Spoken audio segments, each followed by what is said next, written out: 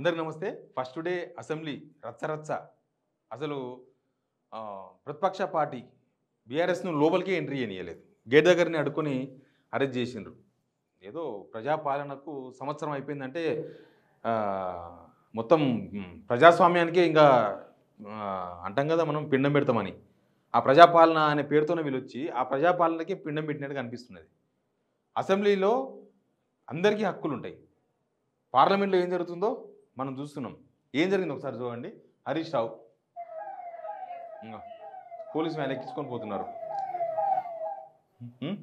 కానీ కాదు మీకు ఇంకా ఇది గొడవ.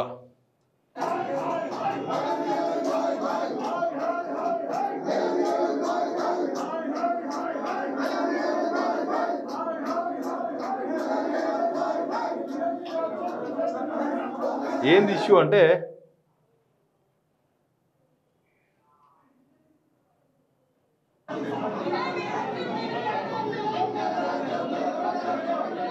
అసెంబ్లీ బయట ఇది రోడ్డు మీద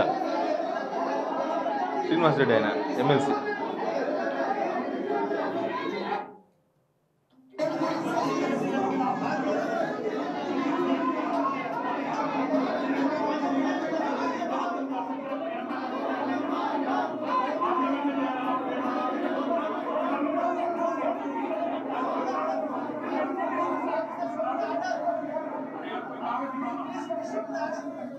అదే ఆర్గ్యుమెంట్. ఏంది అసలు ఏంటంటే మీకు అనిపిస్తుంది ఆ టీషర్ట్స్ కనిపిస్తున్నాయి ఇక్కడ. టీషర్ట్స్ ఆ టీషర్ట్ వెనక ముందు కూడా చూపిస్తారు మీకు.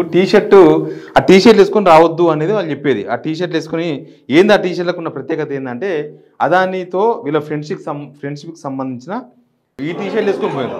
ఏముంది టీషర్ట్ మీద అదాని రేవంత్ బాయ్ బాయ్, అదాని రేవంత్ బాయ్ బాయ్. బాయ్ బాయ్ అంటే ఫ్రెండ్షిప్.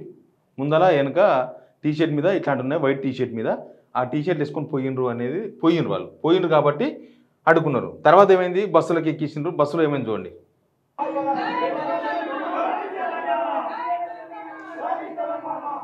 ఎమ్మెల్సీలు ఎమ్మెల్యేలు కూడా ఉన్నారు.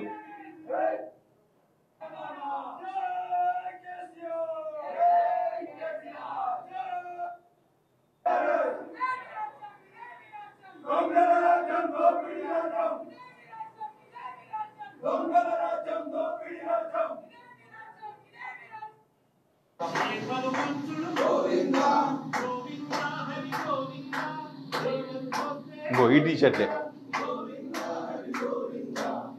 మల్లారెడ్డి చాలా డల్గా కనిపిస్తున్నాడు కదా, ఇష్టం లేనట్టు ఆయనకి. మల్లారెడ్డి చాలా డల్గా కనిపిస్తుండు. ప్రశాంత్ రెడ్డి మాత్రం కొద్దిగా యాక్టివ్గానే ఉన్నాడు, బాగానే కనిపిస్తున్నాడు. ఏంటంటే ఆ టీషర్ట్లు వేసుకొని వచ్చినందుకు వాళ్ళను ఆ ఎంట్రెన్స్లోనే ఆపి, ఆ రోడ్డు మీద గన్ పార్క్ ఆడ ఆపి ఆడ పెద్ద లొల్లైంది, వాగ్వాదం అయింది. కేటీఆర్ ఇందాక చూసినాం కదా వాగ్వాదం, కేటీఆర్ పోలీసులకు లొల్లైంది. లొల్లైంది. ఆ లొల్లైన తర్వాత అక్కడ నుంచి లిఫ్ట్ చేసి తీసుకొని పోయారు. తీసుకుపోయి తెలంగాణ భవన్ వాళ్ళ పార్టీ ఆఫీస్ కాడ వదిలేసారు.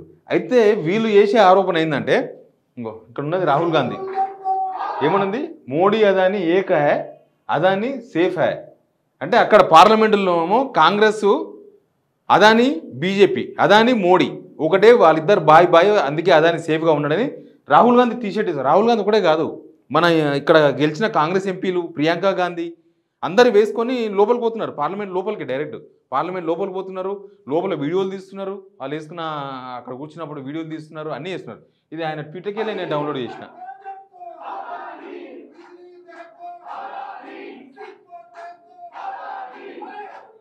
చూసిందా ఏకంగా అక్కడ కోర్టు మీద కూడా అదాని మోడీ ఏకాయ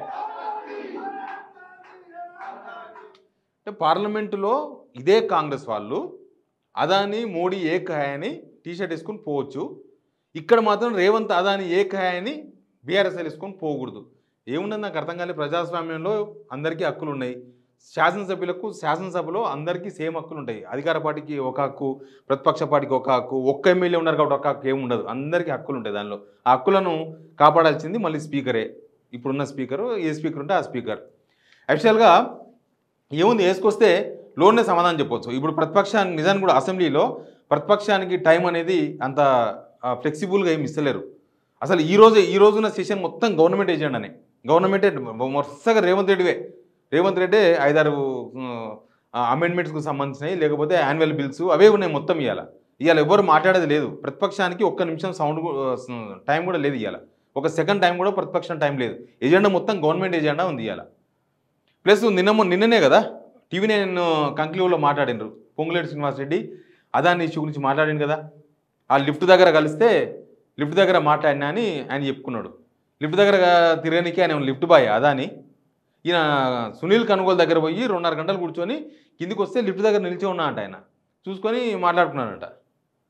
అది కాదు కదా, ఇన్ని రోజులు ఎందుకు చెప్పలేదు సమాధానం? అదాన్ని ఏమన్నా లిఫ్ట్ కాడ ఉండి పలకరించే మనిషా, లేకపోతే అదాన్ని పొంగులేయడం దోస్తులా? ఆయన చెప్పుకొని కూడా దోస్తులు కాదు. ఈయన వేరు ఆయన వేరు. మినిస్టర్ వస్తున్నాడంటే ఆ లిఫ్ట్ దగ్గర స్టార్ రోడ్ల దగ్గర కూడా ఎవరు ఉండనియరు. పోనీ అదాని వచ్చినట్టే అసలు లిఫ్ట్ అదాని కోసమే ఆగుతుంది. ఈయన కోసం పొంగులేటి శ్రీనివాసరెడ్డి లిఫ్ట్ కూడా ఇయ్యరు. మరి కలిసింది నిజమని ఒప్పుకున్నారు, మాట్లాడుకున్నది నిజమని ఒప్పుకున్నారు.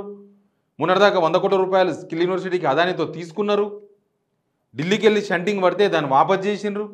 12,400 కోట్ల రూపాయలకు సంబంధించిన అదానితో వీళ్ళు చేసుకున్న ఒప్పందాలు అగ్రిమెంట్లు ఏంటో సిమెంట్ ఫ్యాక్టరీ చూస్తున్నాం కదా రామన్నపేట దగ్గర అంబుజా సిమెంట్స్. కొడంగల్లో కూడా ఒక సిమెంట్ ఫ్యాక్టరీ పెట్టాలని ప్రపోజల్ వచ్చింది, అది కూడా వాళ్ళే చెప్పుకున్నారు. వస్తే రాని ఏందంట, ఒకవేళ మీరు అదానితో వేసుకున్న ఒప్పందాలు సక్రమం అయితే అంటే కరెక్టే అయితే బీఆర్ఎస్లను అసెంబ్లీలో ఉతికి ఆరేయచ్చు. మీరు వేసుకొచ్చుకోండి టీషర్ట్లు, అయ్యేదేమున్నదంట. టీషర్ట్లు వేసుకొచ్చుకున్న మాత్రం అయ్యేదేమున్నది? వాళ్ళు ప్రతిపక్ష పార్టీగా వాళ్ళు అదానితో మీరు ఆడుతున్న డ్రామాను బయటపెట్టే ప్రయత్నం బీఆర్ఎస్ చేస్తున్నది. అదానితో వీళ్ళు ఆడే డ్రామా ఆడనేమో రాహుల్ గాంధీ అదాని దేశానికి శత్రువు అని క్రియేట్ చేస్తారు, ఈడనేమో అదానితోనే ఫ్రెండ్షిప్ చేస్తారు. 12,400 కోట్ల రూపాయల అగ్రిమెంట్ల గురించి అడిగితే కూడా అన్నారు కదా రేవంత్ రెడ్డి గారు అన్నారు. ఏమన్నారు? అట్లా చేసుకుంటే మొత్తం లీగల్ కేసులు వస్తాయి, అట్లా చేయమన్నారు. అసలు ఈ 100 కోట్ల వ్యవహారం వెనుక ఏం జరిగిందని చాలామందికి అనుమానాలు ఉన్నాయి.